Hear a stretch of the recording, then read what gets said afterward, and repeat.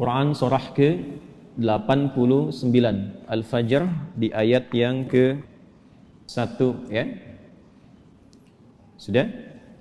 Sampai ayat 3. Bismillahirrahmanirrahim.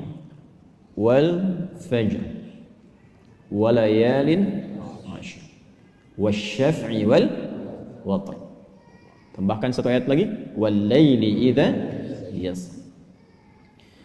Baik, wal fajr, aku bersumpah demi waktu fajar. Di dalam Al-Quran kita temukan ragam sumpah yang langsung disampaikan oleh Allah Subhanahu wa ta'ala. Allah itu tidak bersumpah pun pasti yang difirmankan sudah penting. Dan sumpah itu ciri penegasan dan kesungguhan. Kalau dikaitkan dengan makhluk, ada kesungguhan. Makanya kalau Anda ingin menguatkan sebuah pesan dan menunjukkan Anda serius, pakai sumpah ya. Besok ada ceramah Ustadz Adi di Masjid A. Wah, yang benar. Sumpah. Nah, dia. Nah, kata sumpah itu kan biasanya untuk menegaskan sebuah makna kan dan menunjukkan kesungguhan. Nah, Allah itu tidak bersumpah pun itu pasti sudah penting apa yang difirmankan. Apalagi kalau disertai dengan sumpah. Maka pasti ada yang istimewa di dalamnya. Jadi kalau kita menemukan ayat dalam Al-Quran diawali dengan sumpah, ini menunjukkan pesan yang disampaikan di ayat itu tidak biasa, ada yang sangat penting, berbeda dengan pesan-pesan yang lainnya. Jelas sampai sini? Baik. Wal fajr. Ciri sumpah pertama itu kalau ada di awal ayat. Ini secara umum ya. Dibuka dengan huruf wawu. Ujung kalimatnya itu harakatnya kasrah. Sudah? Misal, wawu ketemu satu kalimat ujungnya kasrah. Wal fajri wal laili wasyamsi wadduha. Jadi setelah wawu ada kalimat ujungnya kasrah. Nah, itu diartikan wawunya sumpah. Qasam namanya, wawil qasam.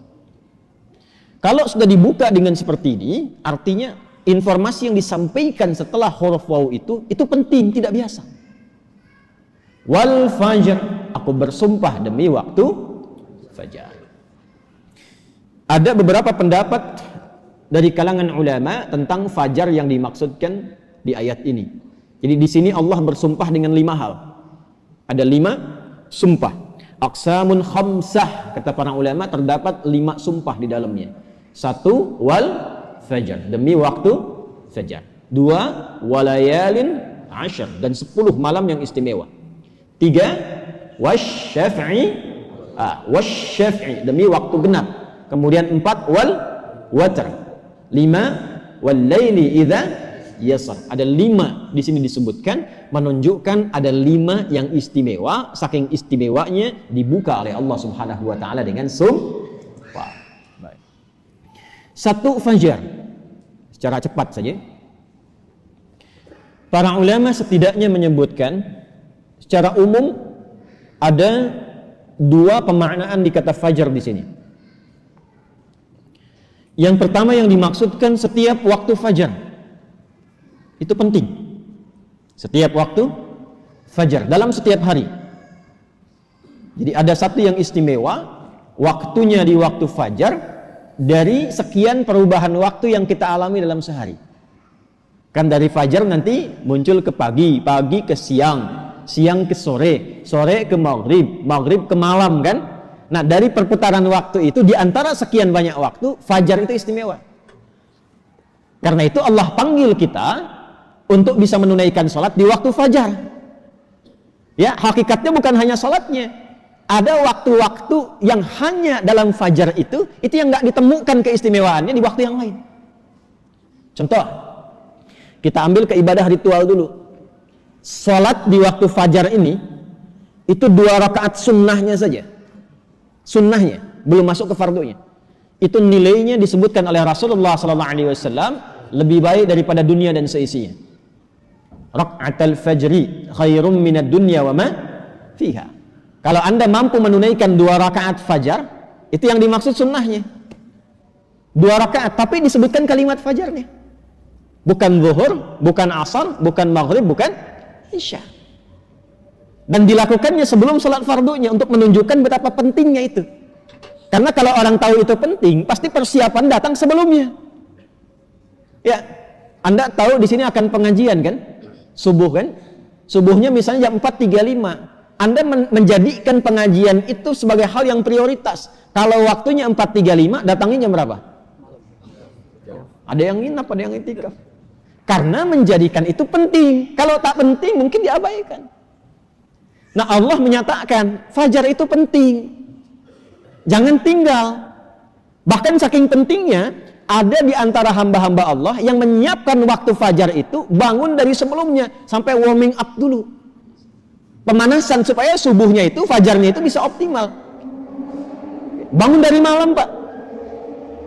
Ada yang menjelang fajar itu membiasakan hatinya supaya khusyuk. Sehingga saat sholat di waktu fajar sudah terkoneksi kepada Allah dengan baik. Cara menyiapkannya dengan istighfar. Waktu singkat menjelang fajar itu disebut sahar namanya. Jamaknya disebut ashar. Ada orang-orang yang kalau sudah tiba waktu ini, dia banyak istighfar, istighfar, istighfar, istighfar. Supaya hatinya lapang saat fajar tiba, terkoneksi sempurna kepada Allah. Sempurna. Nyambung. Itu ada di Quran surah ke-51 ayat 18. Wabil ashari hum yastaghfirun. Kalau ingin dikuatkan kesabaran, ingin diberikan rizki, sehingga bisa sering infak, ya. Ingin diberikan kemampuan menjalankan segala sesuatu dengan benar, menatap dengan benar, mendengar dengan benar, berjalan secara benar. Itu diantara amalannya, rajin istighfar di waktu sahar, menjelang fajar. Dah, ini ijazahnya langsung dari Al-Quran. Surah ketiga Ali Imran, di ayat ke-17. As-sabirina was-sadiqina wal-qanitina wal-munfiqina wal-mustaghfirina bil ashar. Ya. Quran surah ketiga Ali Imran ayat 17. Paling kiri sebelah atas tuh.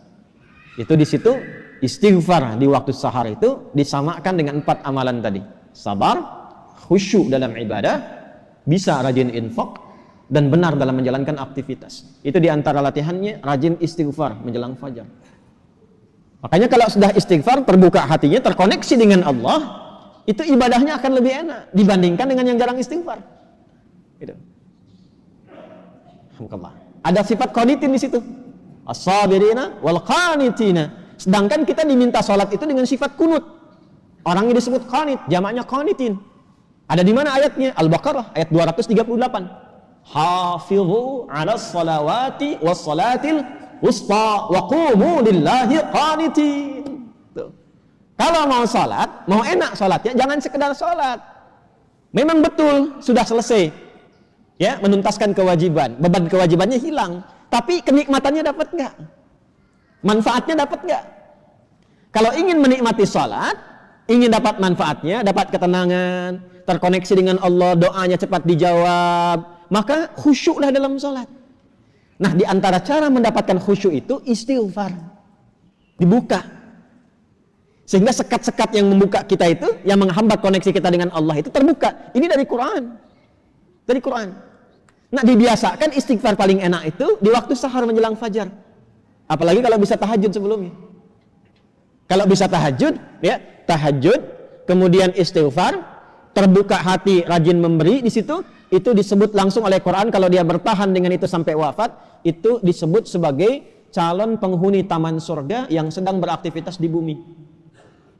Quran surah 51 ayat 15 sampai dengan ayat 23. Innal muttaqina fi jannatin wa 'uyun akhidhina ma atahum rabbuhum innahum kanu qabla dhalika muhsinin kanu qalila minal laili ma yahja'un. Itu tahajudnya. Wa bil asharihum yastaghfirun. Itu istighfarnya. Nah, hakikatnya kita bangun malam itu, hakikatnya kita istighfar di waktu sahar untuk persiapan ke fajarnya. Salah satu maknanya itu. Makanya Nabi kan ya suka rebahan kan sedikit ya. Bukan rebahan yang sempurna. Ya kaum rebahaners nih ya. Coba dicek tuh. Kalau ada rebahan Nabi itu, miring sedikit ke kanan kan, setelah istighfar tuh nunggu-nunggu sampai fajar tiba. supaya kesadarannya optimal. Ada apa di fajar itu sampai dipersiapkan sebelum itu? Sampai 2 rakaatnya lebih baik daripada dunia dan seisinya. Itu kalau dibaca pakai iman, gak ada yang bisa menandingi. Saya tanya antum, dikasih 1 juta atau 2 rakaat sebelum subuh? Ayo. Oh, masa? Huh? Coba dicek. Sana ada lomba balapan di sirkuit tuh. Berlangsungnya sebelum subuh. Siapa yang datang duluan di dekat situ, 10 tempat pertama mendapatkan bonus 5 juta. Cuma nontonnya dapat 5 juta.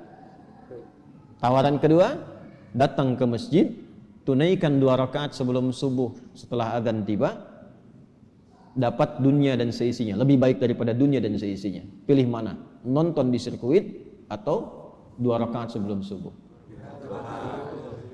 Tuh, makin pelan jawabannya. Karena babnya iman, bukan akal. Akal yang dibimbing oleh iman itu lebih tajam nanti cara berpikirnya. Mampir dulu aja ke masjid, ntar balik lagi ke sana. Berarti ada yang penting. Kalau antum ingin latihan jadi orang baik, atau anak pengen jadi baik tuh, konsistenkan subuh. Kayak ulama tuh tidak banyak ceramah, tidak banyak cakap, bilang subuh aja, konsisten. 40 hari subuh terus, ya? Sering begitu kan ya? Nah itu saya bahas ilmunya sekarang. Dan itu dari Quran. Makanya agak aneh kalau rajin ta'lim, rajin saling mencela. Salat kok menjadi saling menuduh. Orang salat itu bersih hati. Orang ta'lim itu bersih jiwa. Nah, cara memulainya fajar. Kenapa Allah bersumpah dengan fajar? Karena Allah menginginkan hambanya jadi baik. Itu pesannya.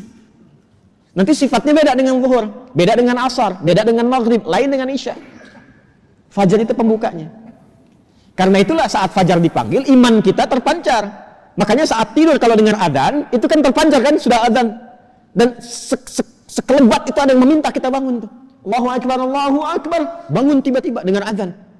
Itu yang terpanggil imannya. Ketika cahaya iman itu merespon suara adzan, itulah fajar namanya. Dari maknawinya. Dari segi waktu dia melatih keadaan kita jadi lebih baik. Terkoneksi dengan Allah, kalau sudah hatinya bersih, nyambung dengan Allah, doanya mustajab. Innallaha thayyibun la yaqbalu illa thayyibah. Kata Nabi demikian. Allah itu maha baik sehingga akan cepat menerima dari yang baik-baik. Hatinya sudah baik, sudah lapang, jauh dari maksiat, maka apapun yang dia minta dikabulkan oleh Allah Subhanahu wa taala. Karena itu saat-saat paling tepat untuk berdoa itu, memperbanyak doa itu saat fajar. Malaikat kumpul semua. Hadisnya sahih. Ya, inna malaikatal laili wa malaikatan nahar tajtami'u fi waqtil fajri atau kama qala Rasulullah sallallahu alaihi wasallam. Malaikat siang dan malam kumpul semua di waktu fajar. Alhamdulillah malaikat itu ghaib. Kalau tampak tak jadi kita ke masjid. Sayapnya banyak tuh. Siapa? Israel. Kembali lagi. Kumpul semua. Nah, kalau sudah kumpul malaikat itu banyak berkahnya. Berkah itu ziyadatul khair, bertambah kebaikan. Kalau doa diaminkan. Kalau istighfar dimohonkan ampunan kepada Allah. Berkah lagi kalau subuh jamaah pengajian, berkah. Berkah lagi itu. Itu dari berangkat langsung malaikat memohonkan kepada Allah kebaikan. Hadisnya viral sahih. Di Ibnu Majah itu. Ya, dari Abu Darda radhiyallahu taala anhu. Qala Rasulullah sallallahu alaihi wasallam, "Man salaka tariqan yaltamisu fihi 'ilma sahala lahu tariqan ila al-jannah, wa innal malaikata la tadau ajnihataha ridan li talibil 'ilmi." Orang mau berangkat menuntut ilmu, itu malaikat membentangkan sayap memohonkan kepada Allah ridha untuk orang itu. Berangkat dia ke masjid pas di waktu fajar, banyak sekali. Makanya kalau bapak ibu ke masjid waktu subuh nggak doa, rugi itu. Itu fajar.